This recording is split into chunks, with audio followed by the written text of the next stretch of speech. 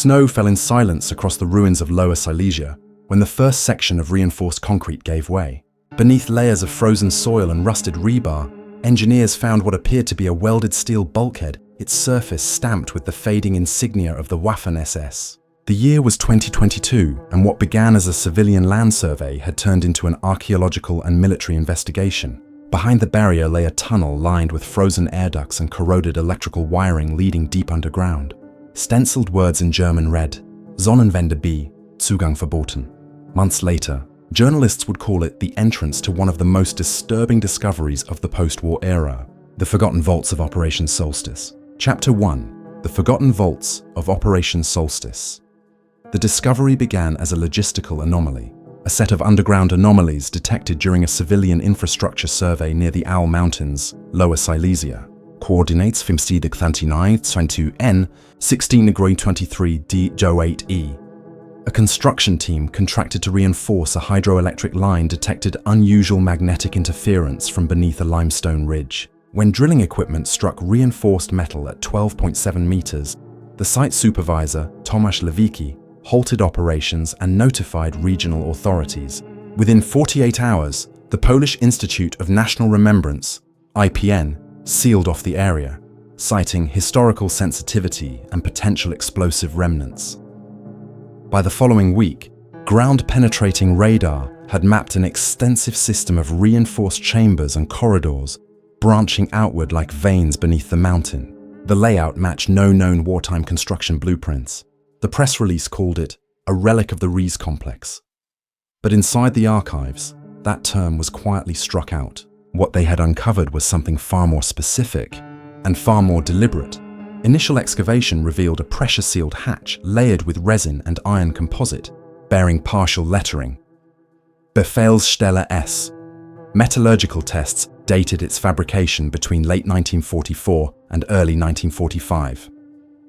Weld seams were uniform, indicating professional military engineering, not field improvisation. The door mechanism bore a double-lock system of German design, yet the secondary seal had been re-welded post-war using Soviet alloy signatures. Someone had reopened the site decades later and sealed it again. That discovery prompted the arrival of NATO observers from Ramstein Air Base under the codename Arctic Nest 45. Their brief: to assist Polish authorities in identifying any chemical or radiological hazards from the period. But unofficially, they were there for the same reason. Every intelligence service became suddenly interested to determine what Operation Solstice had been and why both the Third Reich and the Soviet Union had tried to erase it. Archival references were scarce. Most wartime German records concerning Lower Silesia were destroyed in 1945, but a single surviving entry in a fragment of the Oberkommando der Wehrmacht, OKW, logistics ledger mentioned Solstice transport convoys under Group Felsen, 14th of March 1945. A separate entry from a Soviet GRU debriefing in 1946 referred cryptically to the frozen transit from Owl Mountains, priority sealed. Both hinted at the movement of material under last stage evacuation orders, but neither described what was transported.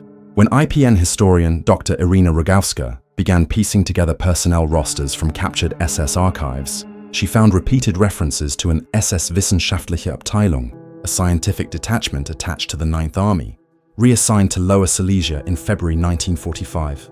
Their commander, Oberst Karl-Heinz Rottmann, vanished from all post-war databases. His file at the US Army's Office of Military Intelligence, declassified in 1989, was missing pages 3 to 7. The summary simply read, "Presumed deceased, location unknown. Inside the vault, the air was sterile and metallic." After cutting through the primary seal, technicians found a descending staircase coated in resin, leading into a chamber 30 meters long and 8 wide. The walls were lined with cylindrical containers, 112 in total, each sealed with lead caps and embossed with alphanumeric codes. Many had burst under decades of pressure. The smell was sharp, chemical, almost sweet. Radiation detectors gave intermittent readings, though inconsistent. Inside the first unsealed container, investigators found glass vials wrapped in wax paper, filled with a viscous amber fluid. The accompanying logbook, though partially degraded, bore the heading Versuchsreihe Eisbär 0245. Translation: Experiment Series Polar Bear. The columns recorded dosage levels, temperature ranges, and something labeled Zellaktivität nach 72 Stunden, cellular activity after 72 hours. It was not munitions testing, it was biological. Dr. Rogowska and her team cross-referenced the Eisbär designation with existing Nazi research records. No such project was known to historians. However, in a 1947 US interrogation transcript, file T1349, a former Ahnenerbe scientist mentioned a cryogenic adaptation study for high-altitude survival conducted in early 1945 under direct SS oversight. The program, he said, was terminated as Soviet forces advanced. The scientist died in custody before elaborating. For decades, his statement was dismissed as unreliable. Now, standing in the frozen silence of the vault, it appeared he might have been telling the truth. The temperature sensors embedded in the concrete still functioned faintly, suggesting the entire facility was once climate-controlled. On one wall, faded in black paint, were the words "Licht bleibt innen," light stays within. It was both instruction and warning. As the investigation expanded, new anomalies emerged. In one of the lateral tunnels, a series of crates stamped Abteilung F, Transportgruppe Wien, contained film reels stored in watertight cylinders. When developed under laboratory supervision, the footage showed laboratory interiors, men in white coats documenting physiological responses of subjects immersed in tanks of ice water. The frames were grainy, but the precision of the notes visible on camera was unmistakable. Timed readings of cardiac endurance, oxygen deprivation, and metabolic fluctuation. At timestamp 1843, one frame froze on a chalkboard. Projekt Sonnenwende, Cryostaseversuch 4. The translation chilled the research team. Project Solstice, Cryostasis Test 4. The date written beneath was 6 March 1945. It became clear that Operation Solstice was not a weapons evacuation or munitions cache. It was an experimental program attempting to suspend biological function under extreme conditions. A primitive form of cryogenics, decades before modern technology could support it. The implications were staggering. The same experiment that promised to preserve life for high-altitude pilots or Arctic troops could, in theory, be applied to long-term stasis. Yet the files hinted at something darker. References to unwilling volunteers, sourced from KL Gross-Rosen Transport C. That phrase, decoded from the original German, confirmed what no one wanted to say aloud. The test subjects were concentration camp prisoners. In July 2022, the discovery was leaked to international press by a whistleblower within the IPN under the alias Conrad17. Within hours, footage of the sealed containers appeared online before being swiftly removed. Government spokespeople claimed the materials were toxic waste from wartime fuel experiments. Yet the metadata of the leak contained embedded image files of the ledgers themselves, showing both SS insignia and post-war Soviet stamps. It was the latter that drew renewed attention. Why had the Soviets sealed the vault again after 1945? One internal NKVD memo, declassified in 1991, offered a clue. Subject preserved. Relocate technical materials. Do not disturb chamber. The subject, listed without a name, carried an identifier, E09. Theories proliferated. Some believed E09 referred to a prototype formula or an unidentified specimen. Others suggested the Soviets had transported something living. In October 2022, a classified NATO environmental survey recorded heat signatures below chamber B3, slight but persistent. Thermal imaging revealed one sealed compartment still colder than the rest, consistent with a functioning cryogenic containment unit. Electrical cables led into the rock wall, trailing toward an unseen power conduit. No further exploration was permitted after that day. The Polish government declared the site a restricted heritage zone under biological hazard protection, while foreign observers were withdrawn. Dr. Rogowska resigned 3 months later, citing psychological strain. Her final field note, recovered from her personal archive, read, "Solstice was never an operation of evacuation. It was preservation. Today, the Owl Mountain facility remains sealed under permanent supervision, its entrance reinforced by NATO security fencing. Journalists attempting to enter are turned away, though the hum of hidden generators is sometimes reported during winter nights." Locals speak of subtle vibrations in the ground when the temperature drops below freezing. Officially, there is no surviving data, no active research, and no surviving subjects. Yet within the classified annex of the IPN in Warsaw, one unmarked container remains under lock, a small, frost-lined cylinder labeled E09, sample intact. The archival code beside it reads, "Do not thaw without authorization. Operation Solstice concluded. No authorization has ever been granted." Chapter 2. The Vanished Files of Station Marigold. In 2023, the British National Archives declassified a large tranche of Cold War communication intercepts from the early 1960s. Most of the material was routine intelligence traffic, signal logs, maintenance schedules, and encrypted NATO memoranda, but analysts noticed something peculiar. Between 1957 and 1962, a cluster of missing serial numbers corresponded to a communications post that no longer existed on any map, STN Marigold. The designation appeared only once, in a destroyed entry within a Royal Signals index file, referencing Mediterranean Relay Hub, active March 1957, October 1962. When historians from King's College London requested clarification from the Ministry of Defence, they were told the base was lost in an accidental fire.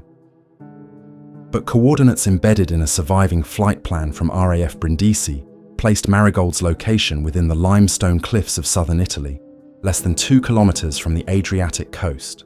Within 6 months, an Italian archaeological team exploring the region for wartime bunkers stumbled upon an iron hatch beneath the collapsed foundation of an abandoned radar tower. The words STN Marigold 57 were faintly visible beneath decades of corrosion. The structure beneath was unlike any known NATO facility of its era. A narrow staircase led into a vast concrete chamber with curved ceilings, lined with rusted cables and control panels. Italian civil protection engineers confirmed the facility had been designed for seismic stability, far more robust than Cold War listening posts typically required. Stenciled English lettering still marked the walls: cable line to mainland, emergency transmitter room, and authorized entry only. At the far end, sealed behind a steel partition, was a secondary room partially collapsed under rubble. When debris was cleared, investigators discovered an array of obsolete electronic devices, vacuum tube computers, oscillographs, and recording reels labeled with both NATO and Cyrillic markings. Among them, one device bore a brass plate reading, "Joint Analysis Interface, Project Casket." At first, officials assumed the Soviet markings were for captured equipment repurposed during the Cold War. But the deeper the team dug, the more puzzling the evidence became. A fragment of declassified correspondence recovered from a nearby archive, dated November 1958, contained the phrase, "Marigold liaison proceeding as per agreement. Casket Phase 2 in effect." The letterhead was American, but the recipient's name was blacked out. What this revealed shocked both British and Italian historians. There had been a covert scientific exchange between NATO and Soviet operatives at the height of Cold War hostility. The research apparently centered around biological telemetry, the transmission of physiological data from living organisms across long distances using analog signals. In theory, such technology could be applied to monitor pilots or astronauts, but the equipment recovered from Marigold suggested a darker purpose. Inside one of the sealed lockers, archaeologists found canisters labeled specimen films, confidential, along with a stack of photographic negatives preserved in aluminum envelopes. When processed, they revealed grainy black and white images of men seated in metal chairs with electrodes attached to their heads and chests. Their faces were expressionless, their eyes obscured by cloth straps. Each image bore a small printed code, 57 MG-TRN-02. Cross-referencing those codes with US Air Force research, records led to a chilling realization. The numbering format matched internal identifiers used by early human telemetry programs at Wright-Patterson Air Force Base in Ohio. How those documents and recordings ended up in a Mediterranean relay post never officially registered by NATO remains one of the enduring mysteries of the Marigold. File. A retired communications engineer named Alan Wickersham provided the first direct testimony about the station. In a recorded interview conducted in 2005, long before the site's rediscovery, Wickersham mentioned a listening hub in southern Italy that received biometric signals from field units. He recalled American and Russian technicians working side by side, an arrangement he described as the strangest thing I ever saw in uniform. The recording was dismissed at the time as an elderly man's confusion. After 2023, investigators began to take it seriously. An internal NATO memorandum dated July 1959, declassified in part, contained the note, "Casket frequency stabilized. Test subjects responsive. Remote monitoring sustained 72 hours. No adverse signal interference." The document was signed by Cole L.D. Frazier, an officer who later led US biomedical telemetry programs in the 1960s. His personnel file was later marked classified deceased, presumed accidental. The deeper the inquiry went, the more it resembled a post-war cover-up rather than a simple accident. Structural engineers inspecting the Marigold site found signs of deliberate demolition, detonator residue near cable conduits, and a symmetrical collapse pattern consistent with controlled charges. Fire damage was minimal, inconsistent with the station fire reported in official documents. Italian authorities briefly halted exploration when a sealed subchamber emitted trace levels of phosphorus gas. When re-entry was permitted, investigators found several human remains, skeletons fused to metal consoles, their hands still positioned over switches. Dental analysis suggested mixed origins, 2 British, 1 American, 1 possibly Russian. None matched known NATO personnel rosters. A corroded dog tag recovered from the debris bore the name R. Marchenko, a name found in KGB personnel records from 1956, listed as telemetry engineer, project casket liaison. The implications were explosive. Within weeks, both British and American agencies issued classified advisories forbidding further excavation pending diplomatic review. But one independent researcher, Dr. Matteo Cesari from the University of Bologna, continued to study the surviving reels. His findings, leaked anonymously in late 2024, described patterns of synchronized heartbeat and brainwave signals transmitted across several test subjects separated by thousands of kilometers. The data, if genuine, implied a level of biometric transmission decades ahead of its time. Cesari noted in his report, "The frequency of synchronization increased dramatically during proximity to certain coded signals, suggesting artificial induction of neural resonance. In other words, the Marigold station may not have been merely recording, it may have been controlling." Public reaction was brief but intense. For a few weeks, headlines speculated about Cold War mind control experiments, then faded under official denials. Yet behind closed doors, the UK's Ministry of Defence quietly reopened inquiry file Modit 47M, referring to international telemetric collaboration between 1956 and 1961. The summary page read, "Project Objective: Long-range influence of biological systems through encoded frequency modulation. Terminated following containment failure, October 1962. Containment failure." Those words appeared again in a partially redacted CIA memorandum, released by mistake through a Freedom of Information request.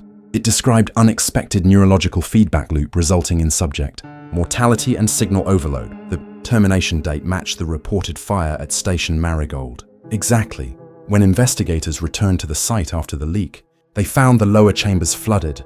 The Italian Ministry of Cultural Heritage declared the area unstable, citing groundwater intrusion. Independent divers who later entered illegally reported that the water was unnaturally warm and carried a faint electrical hum detectable through equipment. One diver described seeing faint light pulses along the submerged cables, like a heartbeat through the stone. His footage ended abruptly after 4 minutes. When his camera was recovered, the final frame captured a console light still glowing faintly beneath the murk. A small red bulb marked "Signal Active."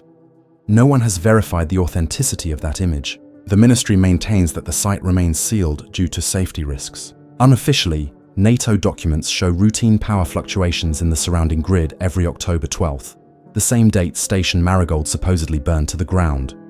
Chapter 3: The Recovered Submarine of Baltic Sector 7. In August 2019, a commercial dredging vessel operating near the Polish coast, roughly 60 kilometers north of Gdansk, struck what appeared to be the remains of a WWII-era U-boat. Coordinates logged by the ship's sonar system marked the site at 54°48'N, 18°42'E, a region long suspected to contain wreckage from Nazi Germany's final evacuation efforts in 1945. At first, Polish maritime authorities classified the find as yet another sunken transport. But when divers reached the site, they discovered a hull unlike any previously recorded U-boat design. The vessel was shorter, with an unusually thick pressure hull, reinforced by concentric ribbing. Near the conning tower, barely visible through layers of rust, were faint stenciled markings. U-1221 Ashta Sector 7. The registry number did not match any known Kriegsmarine record. Within a week, the Polish Naval Museum dispatched an archaeological team to investigate, but the discovery would quickly draw international attention and a quiet intervention from NATO's Maritime Division.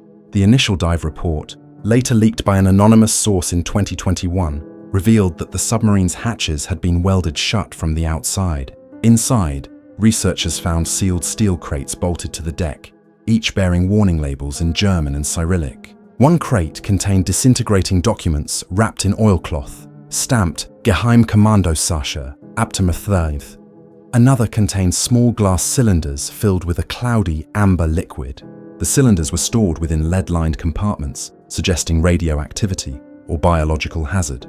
At the aft section, near the engine room, divers discovered the remains of 4 men, 2 in Kriegsmarine uniforms, one wearing the insignia of the Soviet NKVD, and one in a plain protective suit with no markings. The presence of a Soviet officer aboard a German submarine stunned historians. No such collaboration had been recorded, especially in 1945, when the two sides were locked in mutual annihilation. Forensic analysis confirmed that the vessel had been deliberately scuttled. The inner valves were fused, an explosive residue indicated self-destruction from within. Yet several control systems remained intact. Among them was a prototype sonar console with wiring of unknown alloy composition. Etched on a brass plate above the main control board were the words Project Nectigal, Phase 5. Cross-referencing that codename led researchers to an obscure entry in a captured German intelligence document from 1944, referencing Nachtigallgerät, or Nightingale device, described as low-frequency maritime transmitter for secure long-range coordination. Its specifications exceeded anything known from the period, suggesting experimental communication technology designed to penetrate deep water and possibly even solid rock. The Polish Ministry of Defense quietly restricted access to the site, but fragments of the discovery leaked to independent researchers. One of them, maritime historian Dr. Sofia Nowak, obtained still images of a recovered crate labeled Transport M for Leningrad facility. Within, she claimed, were rolls of magnetic tape coated with metallic oxide far denser than standard WWII formulations. When analyzed, the tapes emitted trace electromagnetic pulses. Nowak's team fed one into a modern playback device, capturing intermittent static interspersed with rhythmic pulses. Spectral analysis revealed repeating patterns consistent with coded transmissions, not random noise. When the audio was amplified, a faint human voice could be heard beneath the distortion, repeating what appeared to be numbers in German, followed by a single Russian word, spokoj, peace. At this stage, the discovery crossed from archaeology into intelligence. A NATO technical report labeled Confidential Marcom 22104 referenced active signal emissions detected from recovered submarine hardware, origin undetermined. The emissions reportedly aligned with undersea communication frequencies used by Cold War sonar networks. That finding prompted speculation that the U-boat had carried an experimental transmitter capable of continuous self-operation, possibly powered by early nuclear isotopes. Supporting this theory was the discovery of a small reactor chamber near the stern, shielded by lead plating. Radiation levels were elevated but not lethal, suggesting that the power source had long since decayed. What remained puzzling was the continuous pulse still detectable in the surrounding water column, an intermittent low-frequency hum that local fishermen had reported for years before the wreck was found. Declassified fragments of Soviet naval archives added another layer of complexity. A memo dated February 1951, originating from the Leningrad Institute for Applied Radiophysics, referenced incident, Baltic anomaly, source possibly German origin. Recovered frequency matches Nachtigall file. It suggested that the Soviets had been aware of the wreck for decades, but deliberately avoided recovering it. When Poland's discovery became public in 2019, Russian state media denied prior knowledge, but leaked correspondence from the 1980s revealed that Soviet divers had indeed located the wreck in 1978 under Operation Baltica 12. The mission was abruptly aborted after uncontrolled resonance disrupted sonar equipment and incapacitated one diver. Subsequent internal reports described psychological disorientation and auditory hallucinations, resembling whispered transmissions. All mention of the wreck disappeared from official Soviet records by 1980. In late 2020, the Polish research vessel Gryf 14 conducted a controlled descent to collect samples from within the submarine. What they found further deepened the mystery. In the control room, a corroded clipboard contained handwritten entries in alternating German and Cyrillic, detailing joint experiments on biological transmission verification. The entries mentioned subject series D09 through D12, and a final note dated April 28, 1945 read, "Activation complete, awaiting signal from base Marigold." The reference to Marigold, the same codename linked to the secret telemetry base uncovered in Italy, created a chilling continuity. It suggested that both Nazi and Soviet scientists had collaborated on a shared experiment that transcended enemy lines. The Baltic submarine, it seemed, was the maritime relay of that project. After Gryf 14's findings, NATO sealed the entire Baltic Sector 7 under military exclusion, citing environmental hazard containment. But independent researchers using underwater drones continued to gather data. One drone captured footage of the submarine's communication mast, still faintly emitting an electromagnetic field. The readings pulsed at exact 24-hour intervals. The signal was later triangulated to match the harmonic frequency found at the Marigold bunker before it flooded. Two sites, separated by more than 1,000 kilometers, sharing a synchronized pulse that had persisted since 1945. A technical impossibility according to all known physics, yet verified by multiple instruments. By 2022, several divers associated with the private exploration group Nordbolt Recovery reported developing severe vertigo and memory loss after exposure near the wreck. Neurological scans revealed abnormal brainwave coherence, as if their minds were entrained to an external rhythm. One diver, interviewed anonymously, described hearing voices underwater, distant, metallic, speaking in alternating German and Russian. "They're still talking," he said. "They never stopped." His claims were dismissed as nitrogen narcosis, but when his dive recorder was recovered, the audio indeed contained a faint modulation pattern. Analysts found fragments of the same numeric sequences present on the original magnetic tapes from the submarine's interior. The sequences were later cross-checked against the station Marigold recordings, revealing an identical structure and timing offset. Whatever the signal was, it had been transmitting continuously across decades, without power, without operators, and without official acknowledgement. By late 2024, a confidential European defense report recommended complete burial and electromagnetic isolation of the Sector 7 wreck. Plans were drawn to encase the submarine in ferroconcrete and sand to block emissions. Before this could occur, a second anomaly was detected, a mirrored signal originating from beneath the Gulf of Finland, deep within Soviet-era naval territory. The mirrored frequency pulsed in phase with the Baltic wreck, two sources, one rhythm. The conclusion drawn by researchers was unsettling. Whatever Project Nachtigall had initiated, it had not been confined to a single vessel. It was part of a network, one that possibly still existed beneath layers of sea and secrecy. When questioned in 2025, a retired Polish admiral who had served during the early days of NATO intelligence cooperation offered only one cryptic remark. "The Nightingale was never a radio," he said quietly. "It was a bridge, and bridges don't stop holding what they connect." His statement was never elaborated on, and within months, access to the Baltic wreck was permanently restricted. Today, sonar still detects faint rhythmic vibrations emanating from the seabed of Sector 7. Officially, they are dismissed as geological resonance, but for those who have studied the tapes, the wreckage, and the faint unending pulse between Poland and Finland, one conclusion remains impossible to escape.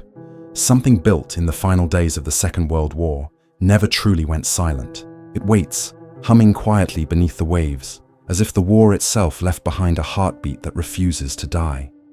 Chapter 4. The redacted photographs of Camp Morgenlicht. In February 2022, a box labelled Bundesarchiv Refund 243b, Morgenlicht, surfaced at an estate auction in Hamburg. The seller, an elderly collector of post-war memorabilia, claimed it had been part of an attic clearance following the death of a retired Bundeswehr intelligence officer. Inside were 37 undeveloped rolls of 35mm film, wrapped in yellowed archival paper bearing the seal of the US Office of Military Government for Germany, OMGES. Each was stamped, Property of Allied Occupational Authority, Photographic Evidence, Restricted. German authorities seized the box within days. The name Camp Morgenlicht did not appear in any military records, Allied or Axis. But one detail on the wrapping caught the attention of archivists, a handwritten note dated 1947, reading, "For return to US Army Document Center, Oberurse, contains imagery from Project Regan." When the films were carefully developed by the Bundesarchive's Photo Restoration Division, what emerged was more disturbing than anyone had expected.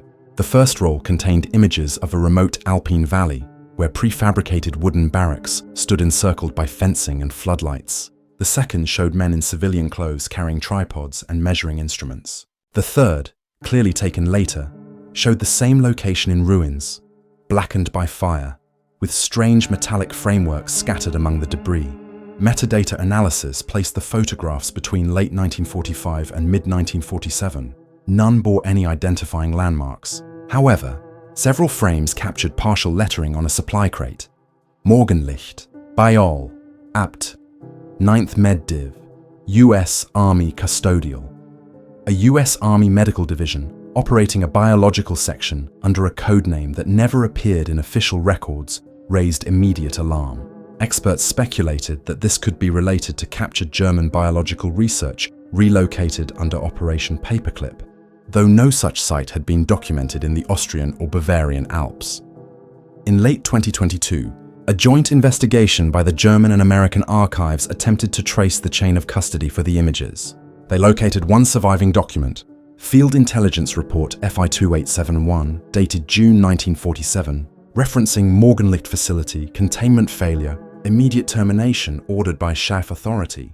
The file had been classified until 1983, then inexplicably destroyed under NATO's document retention purge. Fortunately, an attached memo survived in a separate folder containing a single haunting sentence.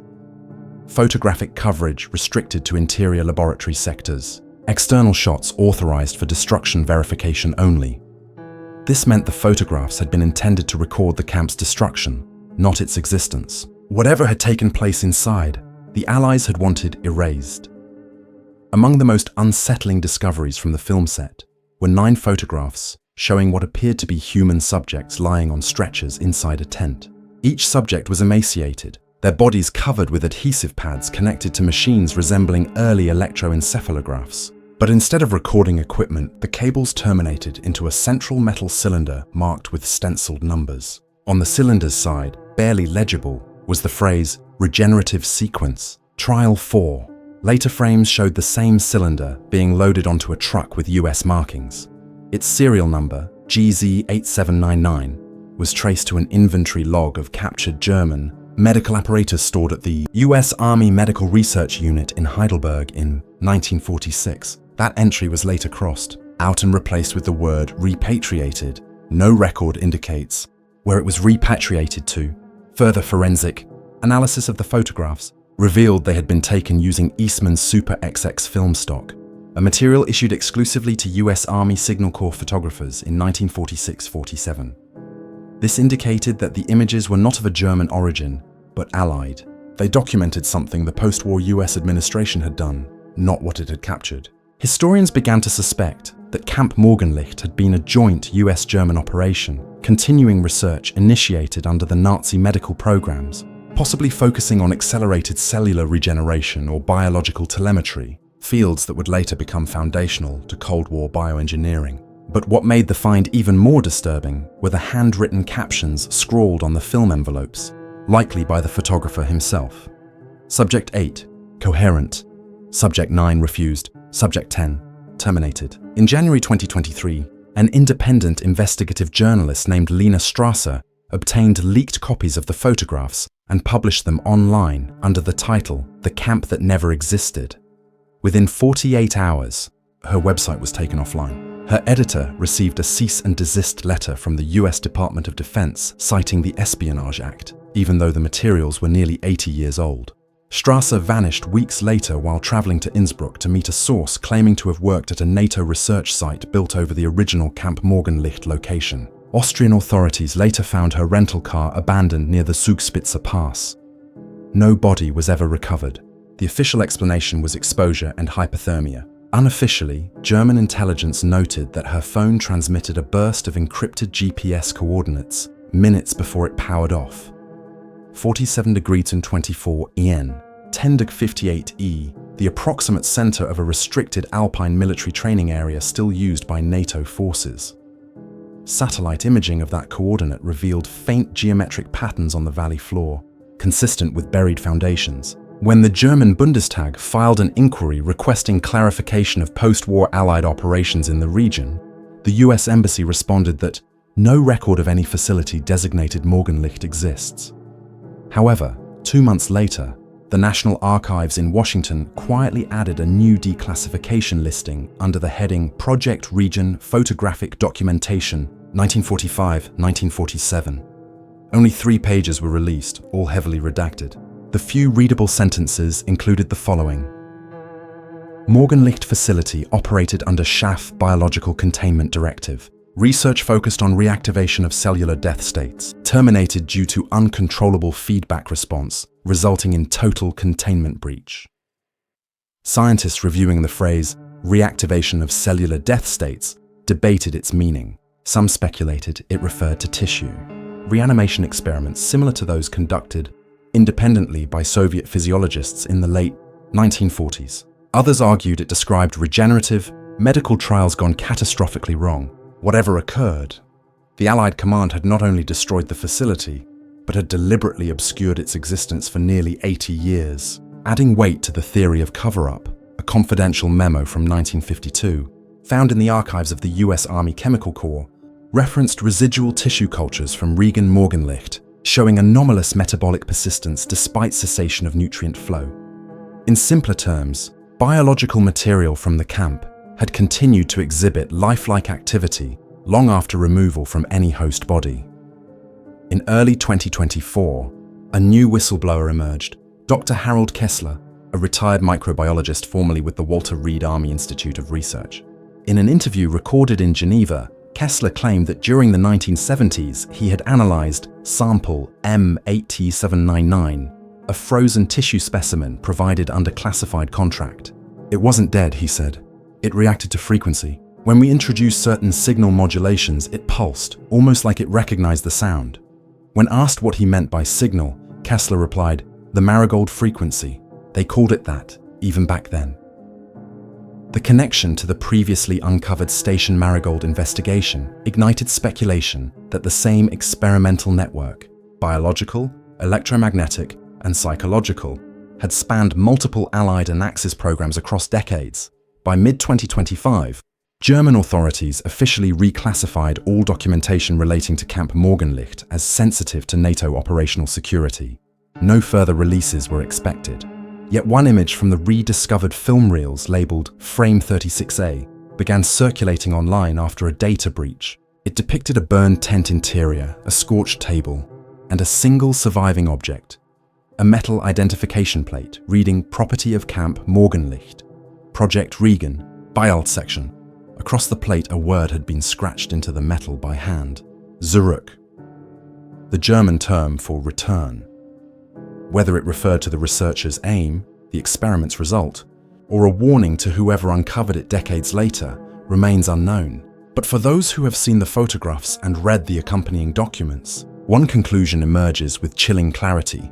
Some things destroyed in 1947 were never meant to remain buried, and some fragments of life refuse to stop responding when the right signal calls them back. Chapter 5: The Coded Signals of Operation Nullpoint. In 2025, an amateur radio enthusiast from Norway, Erik Lund, reported receiving a repeating low-frequency transmission emanating from the Arctic Circle. The signal, first detected at 18.3 kHz, followed a pattern of 3 rapid pulses, followed by one long sustained tone, repeating every 48 seconds. Its waveform was unlike any known navigational or natural source. When analyzed by the Norwegian Defense Research Establishment, It exhibited an embedded code structure consistent with Cold War-era encrypted broadcasts. The signal's point of origin appeared to be somewhere between Svalbard and Franz Josef Land, a desolate region that, during the 1950s, had hosted several joint Soviet-Norwegian meteorological stations. One, however, was not listed in any official registry. Station Nullpunkt. No maps marked its location. The only reference came from a 1953 Soviet Arctic logistics manifest bearing a single line item. Scientific base NP0, coordinates redacted. The case might have ended as a curiosity among radio hobbyists, had it not been for the declassification of a CIA field report that same year. The document, released under the Freedom of Information Act and labeled Arctic SIGINT, File 09431B, contained a chilling passage dated February 1960. Transmission NP0 detected again. Signal mirrors pattern established by Baltic Relay, Project Nachtigall. Terminate monitoring. No response authorized. The mention of Nachtigall, the same name found in the recovered Baltic submarine, sent ripples through intelligence and academic communities alike. It implied that the Arctic transmission, still active in 2025, was directly linked to a wartime communication system believed dormant for 80 years. A Norwegian-Russian joint expedition was hastily organized under the cover of an environmental research mission. Satellite radar identified the signal source as a cluster of metallic anomalies buried beneath the permafrost on Alexandra Land, coordinates 80-46N, 47-36E. When the team arrived, they discovered the rusting remnants of prefabricated Quonset huts, half buried in snow. Inside one structure, the remains of Soviet radio equipment sat encased in ice, still faintly humming from residual static electricity generated by the Arctic wind. The walls bore faded Cyrillic lettering. Nullpunkt, Baza Svazi. Communication base, null point. In the largest building, archaeologists found something even more extraordinary, a reinforced steel vault welded shut from the outside. It took 3 days of controlled cutting to penetrate it. Behind the door was a perfectly preserved operations chamber, lined with early transistor consoles and magnetic tape reels. Every surface was coated in frost, except for a single green indicator light that inexplicably glowed faintly when the team's power instruments were switched on. What the investigators found inside those reels would rewrite several Cold War histories. One labeled NP027FEB 1960 contained a continuous data stream of rhythmic pulses identical to the Nachtigall submarine frequency and the station Marigold telemetry logs. A cross-correlation confirmed the signals were synchronized in amplitude and timing, suggesting they were part of a network that had remained active across decades and continents. Yet the Arctic variant included something new: shortwave overlays that, when decoded, formed recognizable Morse sequences. The message, repeated endlessly in both Russian and German, translated to, "We have sustained the bridge. Await the pulse." Linguists debated its origin, but a handwritten note on the reels box provided a clue. Transmitting under Operation Nullpunkt, phase completion, declassified Soviet communications from the early 1960s, reviewed by researchers at the Moscow State Archive, revealed that Nullpunkt had been a classified continuation of wartime German research into zero-point communication, an attempt to transmit not across distance, but across matter itself, using biological mediums as resonant conduits. Internal NKVD reports described biosignal retention phenomena observed in post-mortem tissue subjected to synchronized electromagnetic fields. The same terminology appeared in captured US reports from Project Regan at Camp Morgenlicht. It became evident that all these operations, Marigold, Nachtigall, Morgenlicht and Nullpunkt, were not separate incidents, but interconnected experiments forming a global lattice of secret post-war science. The deeper the team delved, the stranger it grew. When they powered one of the recovered consoles, it briefly emitted a low hum before shutting down. Moments later, several members of the crew reported feeling sudden pressure in their ears, followed by dizziness and disorientation.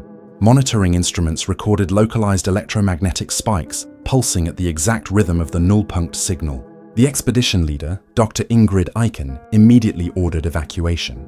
Yet before leaving, one technician noticed that their satellite communication system had begun to display coordinates not belonging to their own location, but to a point in southern Italy, 40°10, in 1829E, the site of Station Marigold.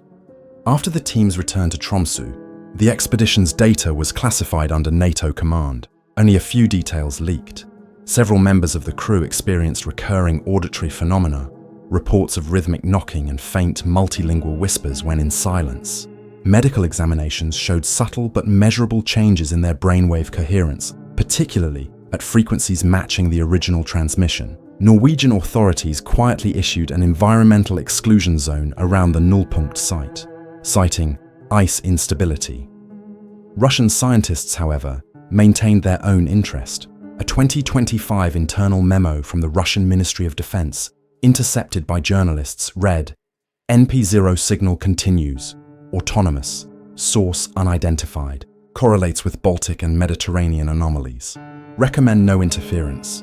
Meanwhile, amateur radio logs worldwide began recording weak replicas of the signal on civilian frequencies. Operators in Finland, Canada, and Japan all reported identical patterns. The phenomenon became known in underground forums as the pulse.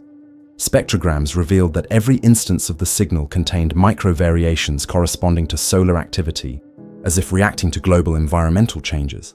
More disturbingly, when analysts compiled a long-duration sample and converted it to audible sound, the signal formed a faint but distinct harmonic, the same tone detected from the Marigold-flooded chambers in 2023. To those who listened closely, it resembled a slow, mechanical breathing. By late 2025, a joint European Commission task force established Project Radiant, a scientific panel to determine whether the Nullpunkt transmissions represented residual electromagnetic resonance or an active system. After 4 months of study, they reached no conclusion. The energy readings were too structured to be natural, yet too erratic to be controlled. The official report, declassified partially in August, concluded with a single cryptic statement. The Nullpunkt system exhibits persistent coherence across spatially separated sites with no measurable decay. The pattern appears self-sustaining. Termination protocol not applicable. What termination protocol referred to remains uncertain, but those words echoed a recurring phrase found in the final communication logs of all related sites. Signal active. Researchers who followed the thread, archaeologists in Italy, naval historians in Poland, radio engineers in Norway, now speak of it with growing unease. Across continents and decades, they've traced a hidden architecture of wartime and Cold War experimentation converging toward one concept: communication beyond human boundaries. It began with telemetry at Station Marigold, continued through biological resonance at Camp Morgenlicht, extended beneath the sea via the Nachtigall submarine, and finally culminated beneath Arctic ice at Nullpunkt. Today, the Arctic transmission still hums steadily, audible to those who know where to listen. Every 48 seconds, 3 short pulses and 1 long tone. In the silence between them, analysts claim to detect faint data modulations, variations resembling heartbeat intervals. No one has successfully decrypted them. Whether they are remnants of an abandoned military experiment or an ongoing process no longer dependent on human oversight, no one can say.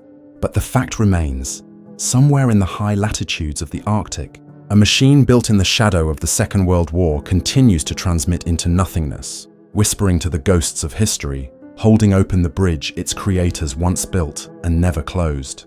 The pulse endures, and it has never once missed its beat.